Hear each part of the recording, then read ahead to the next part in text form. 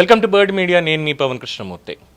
తెలంగాణ నవ నిర్మాణ సభ పేరుతోటి పవన్ కళ్యాణ్ గారు జనసేన కార్యకర్తలు దాదాపు ఒక 2000 మంది కార్యకర్తలతో సంధ్యా కన్వెన్షన్ సెంటర్ గచ్చిబౌలిలో ఈరోజు ఒక సభ ఏర్పాటు చేసుకున్నారు. అయితే దానికి పోలీసులు నిన్న అనుమతి నిరాకరించారు. అనుమతి నిరాకరించిన దానికి సంబంధించి ఇవాళ జనసేన పార్టీ ఒక ప్రెస్ నోట్ కూడా రిలీజ్ చేసింది.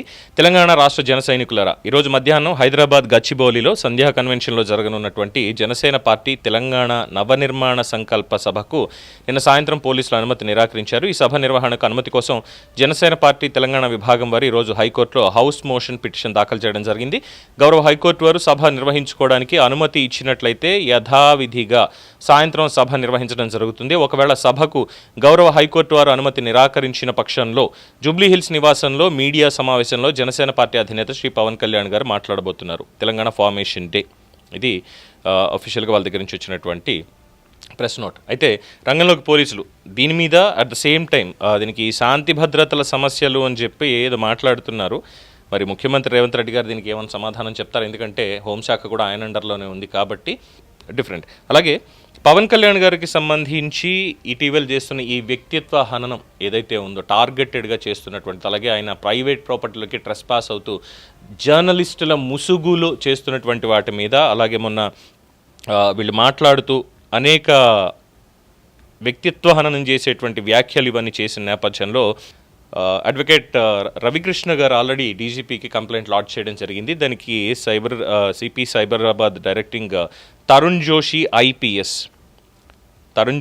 IPS for necessary immediate action అని చెప్పి ఆయన్ని డైరెక్ట్ చేయడం జరిగింది. సో తరుణ్ జోషి ఐపీఎస్ మొత్తం ఈ కేసుకు సంబంధించి ఇప్పుడు ఛార్జ్ తీసుకున్నారు, విచారణ మొదలు పెట్టబోతున్నారు అన్నటువంటి వార్త కూడా తెలుస్తోంది.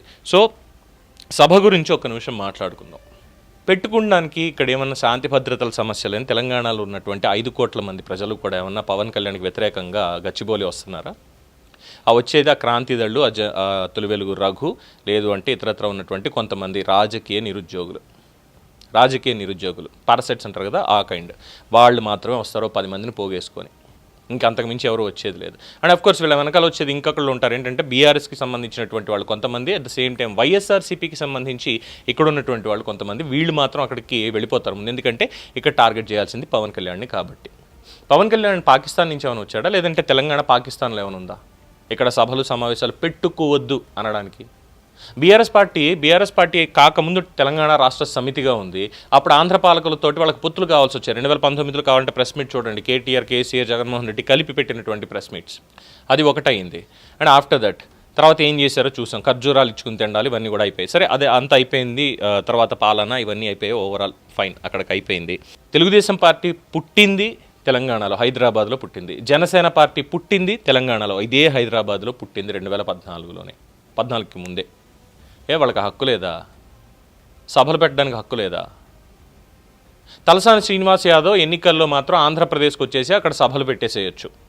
అప్పుడు మాట్లాడకూడదు, ఆంధ్ర వాళ్ళ మీద దాడి ఇది అని మాట్లాడకూడదు. కానీ ఇక్కడ మాత్రం ఒక విశ్లేషకుడు పిచ్చివాగుడు వాగి దానికి మళ్ళీ సారీ చెప్పుకొని పార్టీ కూడా వదిలేసేయండి అని చెప్పి మాట్లాడుకుని అంతా అయిపోయిన తర్వాత బయటకు వచ్చి మళ్ళీ చేసేటువంటి కుట్రలో ఇదంతా జరగాల? ఎవడెవడో వచ్చి ఇక్కడ సభలు పెట్టచ్చు, శాంతి భద్రతల సమస్యలు రావు. కానీ పవన్ కళ్యాణ్ అనేవాడు ఇక్కడికి వస్తే మాత్రం వస్తాయి.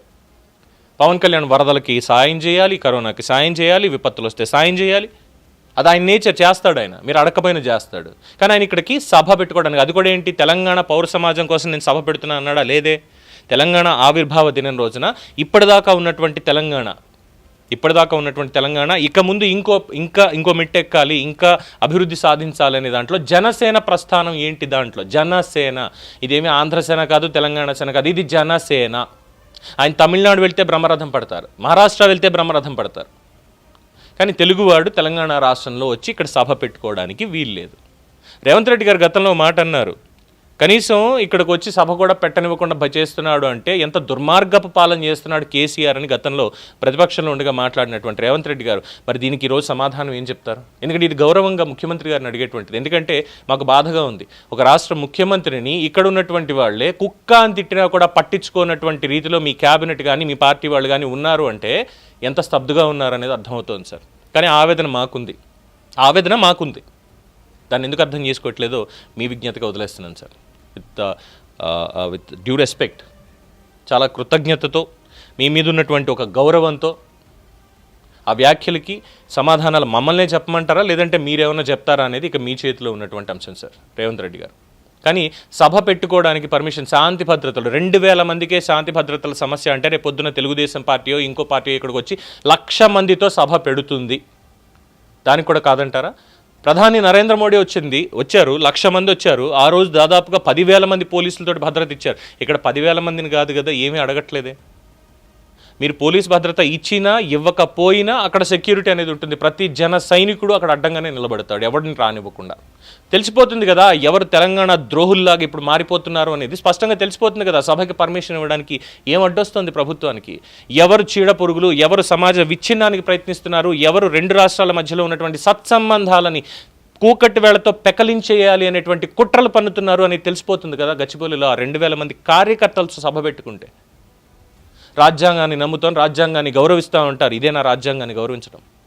తెలంగాణ పౌరులు, తెలంగాణలో జనసేన అనేటువంటి పార్టీకి అభిమానంతో ఉన్నటువంటి వాళ్ళు, నాయకులు, కార్యకర్తలు వాళ్ళు వస్తున్నారు. తెలంగాణ బిడ్డలు వస్తున్నారు. తెలంగాణ బిడ్డల్ని తెలంగాణలో ఒక సభ పెట్టుకోనివ్వకుండా అడ్డుకుంటున్నారు, అది కూడా తెలంగాణ ఆవిర్భావ దినం రోజున. అంటే అంతకు మించినటువంటి దౌర్భాగ్యం 12 ఏళ్ల తర్వాత కూడా లేదు అని అనుకుంటున్నారు. అంతకుమించి ఏం చెప్పాలి? సో వస్తుంది, కోర్టు నుంచి పర్మిషన్ గురించి వెయిట్ చేస్తున్నారు. అది ఒకటైతే ఇక సాయంత్రం ప్రెస్ మీట్ తర్వాత తెలుస్తాయి ఏంటి అనేటువంటిది. సో ఇది దీని మీద ఉన్నటువంటి ఒక update. For more updates keep watching the bird media.